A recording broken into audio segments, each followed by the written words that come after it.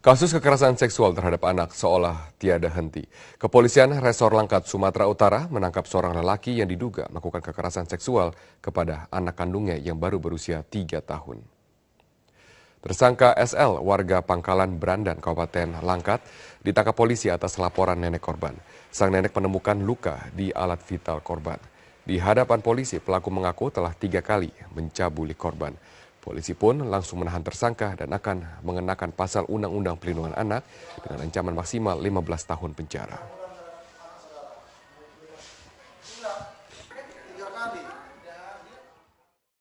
Dan pemirsa, untuk mengetahui informasi terkini dari kawasan tempat tinggal Ade, kita bergabung dengan reporter Andika Perdana dan juru kamera Manai Sobirin di Kalideres, Jakarta Barat.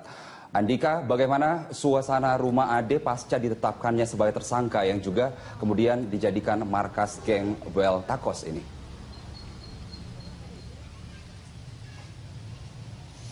Suasana di rumah tersangka berbeda dengan hari-hari sebelumnya. Kondisi kini relatif sepi dan tidak ada lagi warga yang sekedar menonton atau melihat rumah tersangka yang ada di kawasan ini. Namun menjadi perhatian di sini bahwa kejadian yang kemarin terjadi, pembunuhan kepada anak berusia 9 tahun dengan inisial PNF ini menjadi pelajaran tersendiri bagi warga di sini, dan penyelidikan yang dilakukan oleh kepolisian termasuk dari Polda Metro Jaya ditemukan beberapa alat bukti cukup termasuk kardus yang telah diamankan dengan penetapan tersangka juga terhadap Agus yang telah ditahan juga oleh kepolisian. Dari gelar perkara yang dilakukan, dari penetapan sebagai tersangka, polisi juga masih mendalami kemungkinan lain apakah ada pihak lain ataupun orang lain yang terlibat yang mungkin diduga juga tergabung dalam geng Well Takos yang bermarkas yang ada juga di kawasan ini, seperti yang kemarin disebutkan dan telah dipantau oleh tim Berita 1 TV. Markas dari geng ini biasa digunakan menurut warga di sini untuk kegiatan sekedar berkumpul-kumpul, mulai dari anak SD, SMP hingga anak ABG yang melakukan kegiatan utamanya kegiatan negatif, bahkan hingga melakukan kegiatan menggunakan narkotika ataupun narkoba. Ini menjadi perhatian khusus warga di sini setelah kemarin sempat juga dilakukan kunjungan oleh KPAI termasuk oleh psikolog Kak Seto dan beberapa pihak lain yang memberikan perhatiannya khusus terhadap pembunuhan terhadap PNF 9 tahun. Carlos. Andika, belajar dari kasus PNF ini, bagaimana kemudian harapan orang tua terhadap perlindungan anak di kawasan tempat Anda berada saat ini?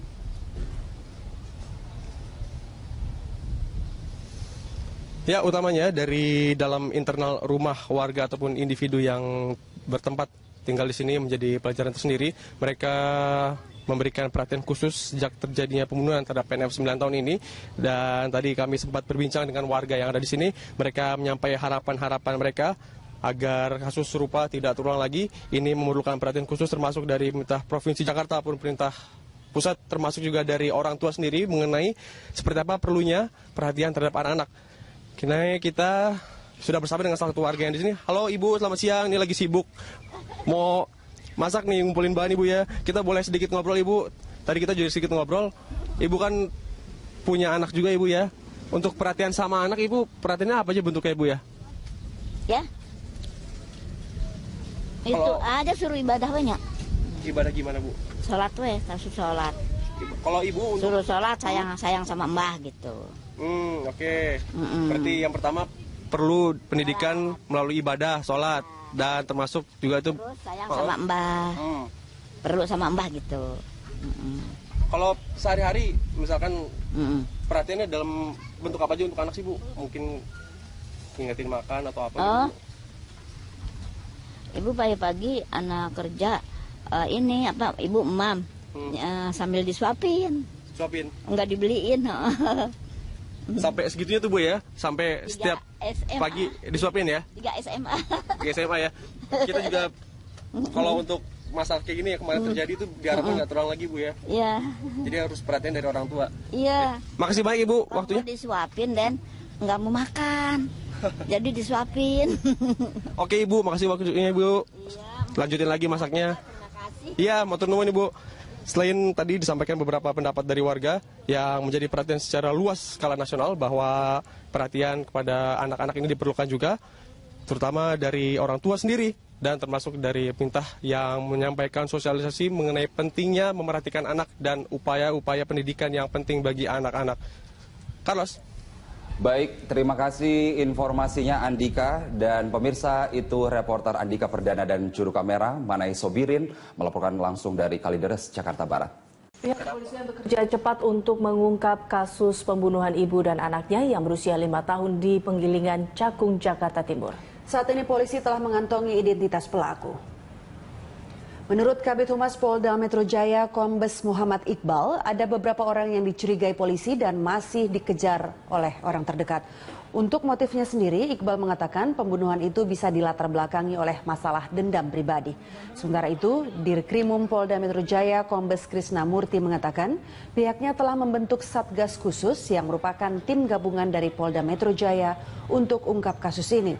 Sejak ditemukannya mayat itu, tim melakukan penyelidikan secara intensif. Tim bahkan telah menyusuri sungai untuk mencari barang bukti yang dibuang pelaku di sungai.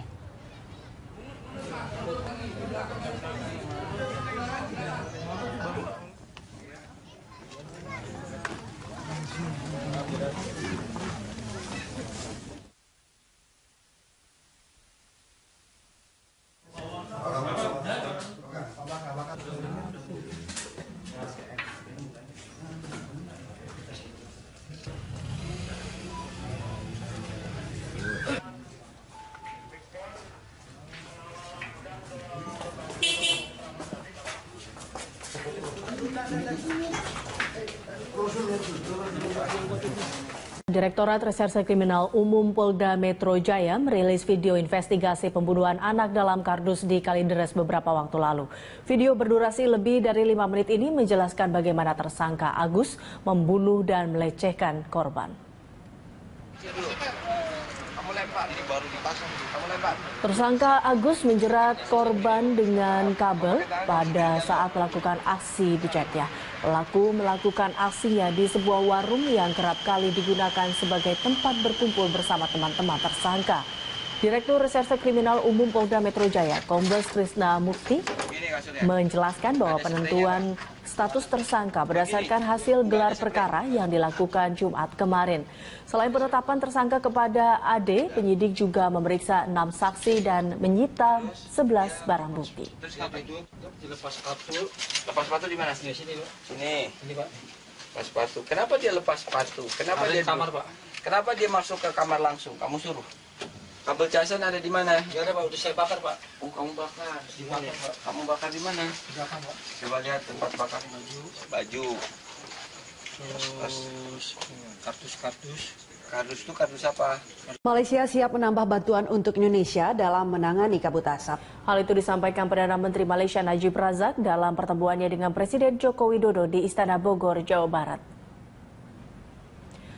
Pertemuan antara Perdana Menteri Malaysia Najib Razak dengan Presiden Joko Widodo diantaranya membahas soal kabut asap yang terjadi di sejumlah kawasan di Indonesia. Najib mengatakan masalah asap menjadi permasalahan serius bagi kedua negara. Hal itu juga berdampak pada banyak sektor bidang kedua negara.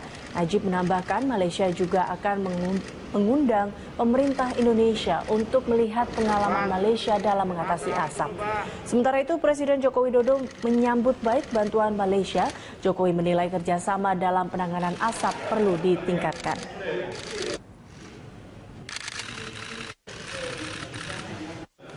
Kita anggap perkara ini sebagai satu perkara yang serius kerana ia menjadi satu yang membebankan rakyat Indonesia dan juga Malaysia, dan di samping itu memberi kesan kepada ekonomi, kepada perjalanan, pengangkutan dan sebagainya.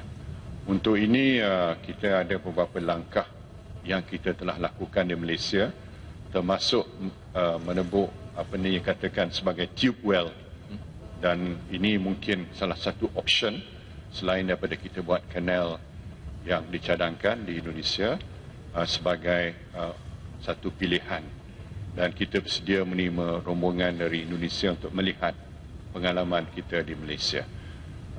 Kita telah menghantar sebuah pesawat ke Indonesia yang telah tiba kemarin, dan Malaysia bersedia untuk menambahkan lagi bantuan untuk kita memadamkan api yang merebak di kawasan Indonesia yang kita faham adalah meliputi kawasan yang amat luas sekali. dan sudah tentu cabarannya adalah amat besar dan Malaysia bersedia untuk memberi apa bantuan yang termampu kepada